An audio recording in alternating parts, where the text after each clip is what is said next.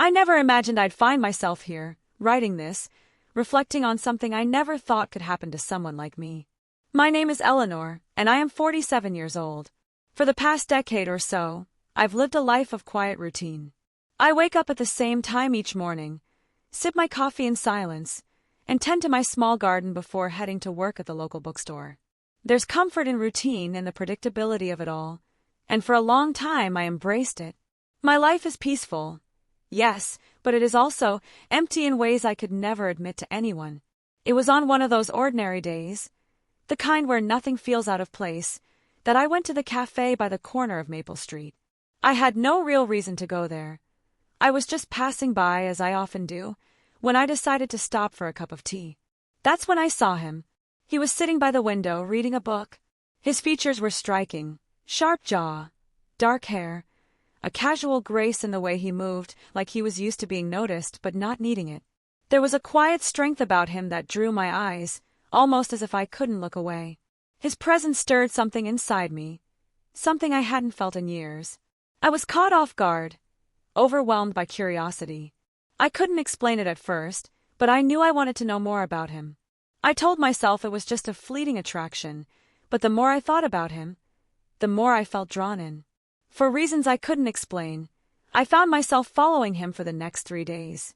Not in any overt way, of course, but in subtle, quiet observation. I'd see him at the park, walking past the same street corner, or occasionally at the bookstore where I worked.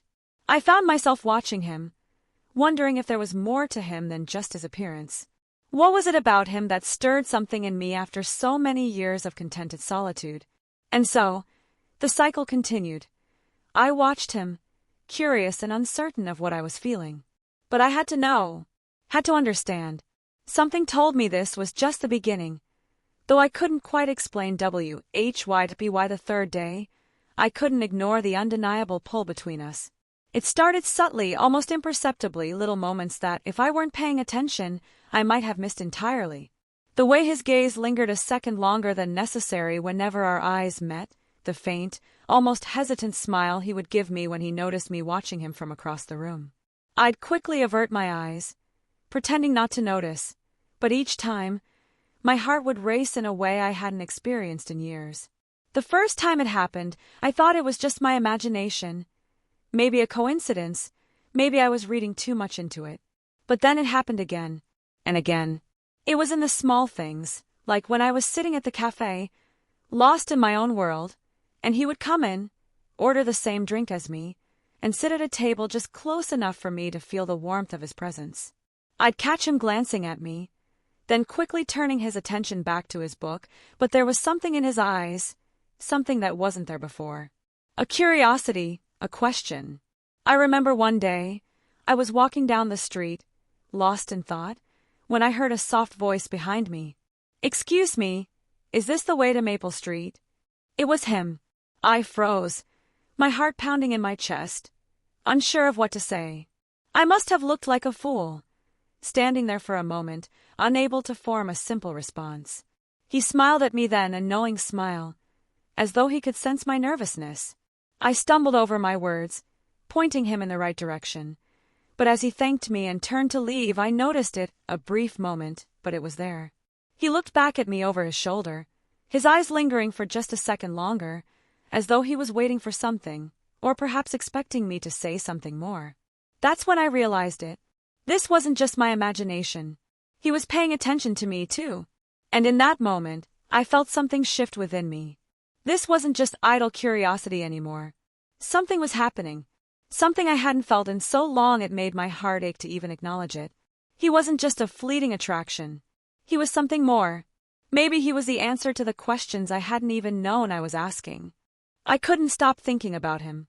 The more I saw him, the more I felt an undeniable pull, an urgency to bridge the distance between us. Every time our eyes met, every time I saw him from across the room, I felt something in me stir, something long dormant and buried beneath years of complacency. It wasn't just physical attraction. It was something deeper, something that called to the part of me that had been waiting for a connection that felt real, raw, and unexpected. But how could I? How could I take a step that felt so reckless? I was a woman in my 40s, someone who had long stopped entertaining the idea of love. I had convinced myself that my time had passed, that those days of excitement and longing were behind me. And yet here I was, standing on the precipice of something that made my heart race with both fear and anticipation. The idea of inviting him to my home started as a whisper in my mind, something I dismissed at first. But the more I thought about it, the more that whisper turned into a louder, insistent voice. I had to know. I had to take the next step, or risk wondering forever what could have been. So I decided I would do it. The moment I made that decision, a wave of nervousness washed over me. My palms became clammy, and my heart raced at the thought of him standing in my small, quiet apartment. Would he find it too ordinary? Too small? Would he even say yes? The uncertainty gnawed at me, but I pushed it aside. If I didn't try, I would regret it. The next time I saw him, I felt my breath catch in my throat. He was standing by the counter at the café, ordering his drink, when I gathered all my courage and approached him. "Excuse me," I said, my voice shaking slightly. "I know this might sound strange, but would you like to come over for a drink sometime?" He looked at me, surprise flickering in his eyes. I immediately wanted to take it back, to retreat into my comfortable routine.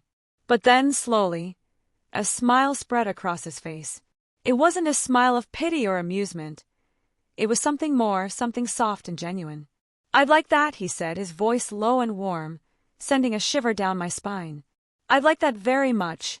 And in that moment, I realized that there was no going back. The door I had opened wasn't one I could close again. The next step had been taken, and now I had to follow it through. Whatever it led to, the day had arrived. My heart was pounding in my chest as I stood by the door, looking at myself in the hallway mirror. I had gone over everything. My appearance, the state of my apartment, the words I might say, over and over again, but nothing could prepare me for the moment when he would actually step inside. The anxiety was almost overwhelming. What if I made a fool of myself? What if the chemistry we'd felt in passing was just a fleeting moment, something easily broken by the reality of being alone together? The doorbell rang and I jumped, my pulse quickening. I took a deep breath and opened the door to find him standing there, looking as effortlessly charming as I remembered.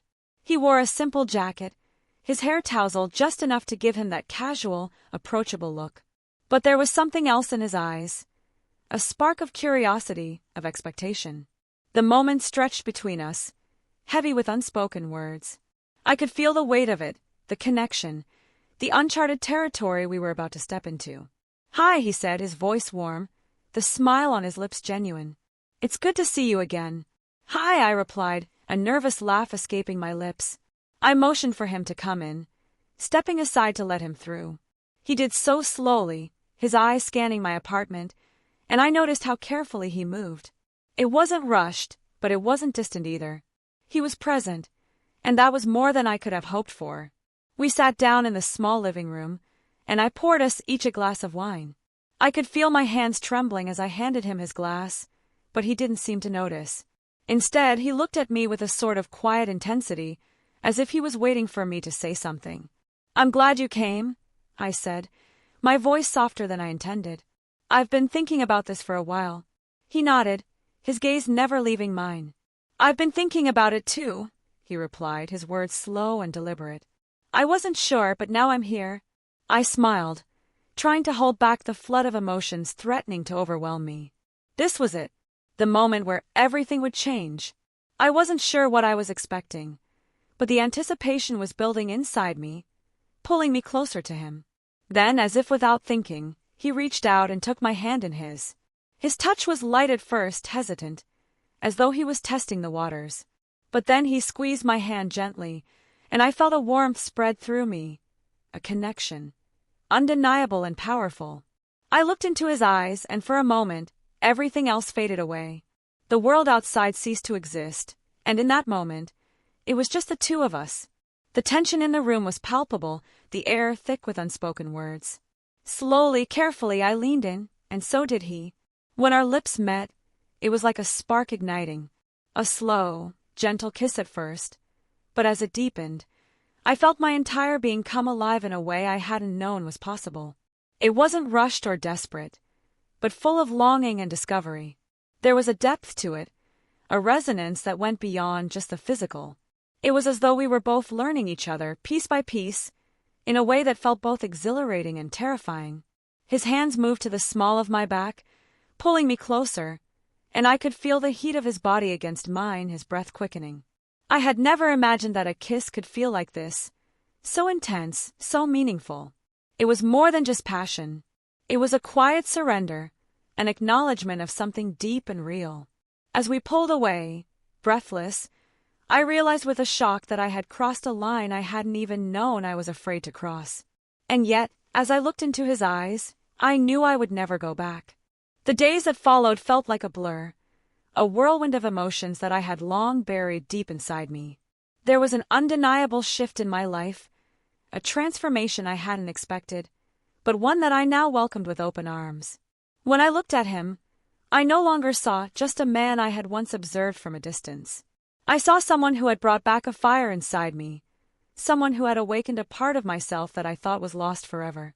As we spent more time together, I found myself letting go of the fears and insecurities that had always held me back.